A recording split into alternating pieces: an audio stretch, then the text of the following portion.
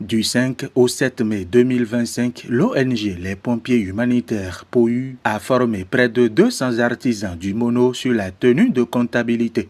C'est une formation cofinancée par le Fonds de développement de l'artisanat FDA, une structure placée sous la tutelle du ministère des Petites et Moyennes Entreprises. Nous avons essayé de montrer à ces artisans l'importance de la tenue d'une comptabilité. En quoi cette comptabilité-là peut apporter un plus à leur entreprise, au développement de leur entreprise. Quels sont les avantages que la tenue de cette comptabilité-là peut leur apporter. Et on leur a montré qu'ils ont tout à y gagner en fait. On ne va pas les craintes que certains ont par rapport au paiement des impôts, au paiement des taxes, tout ça. Nous avons essayé de leur montrer qu'en réalité, ils ont tout à y gagner en tenant efficacement leur comptabilité. Nous avons vu que d'abord il y a de l'enthousiasme par rapport à la participation. Le secteur de l'artisanat fait partie des 3 plus grands secteurs pourvoyeurs d'emploi. Nous avons dit aux artisans comment tenir leur comptabilité parce que la plupart des artisans ne savent pas faire la différence entre la comptabilité et les poches.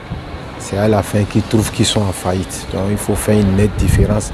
Ça leur permettra aussi d'avoir un suivi régulier sur les activités et assurer sa pérennité. À ce rendez-vous d'acquisition de nouvelles connaissances, les maîtres artisans exerçant dans divers secteurs d'activité ont été outillés par les experts. L'objectif final est de leur enseigner la bonne gestion financière pour faire d'eux de vrais pourvoyeurs d'emploi à la base. Désormais, ils ont pris la résolution de prendre au sérieux la tenue de comptabilité dans leurs ateliers. Parce que nous les artisans, nous sommes des personnes tellement riches sans qu'on ne le sache.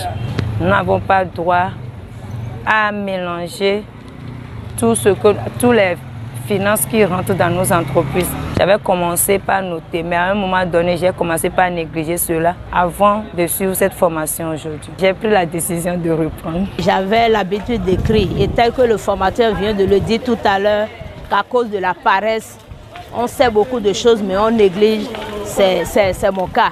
J'avais ces cahiers, je mettais tout à jour, mais pour des temps, je dis bon, aujourd'hui, je n'ai pas le temps, demain je vais faire et parfois je rate ça. Parce qu'avant, on ne savait pas que c'est nous qui sommes les riches, mais ces formations nous ont rappelé vraiment que c'est nous qui sommes les riches, même plus que les agents de l'État. À cette occasion, plusieurs autorités locales étaient présentes pour apporter leur soutien à ces maîtres artisans du Mono. Et compte tenu des conseils prodigués par les formateurs, du représentant du FDA et de l'ONG POHU, ces hommes et femmes sont totalement aguerris pour assainir l'état de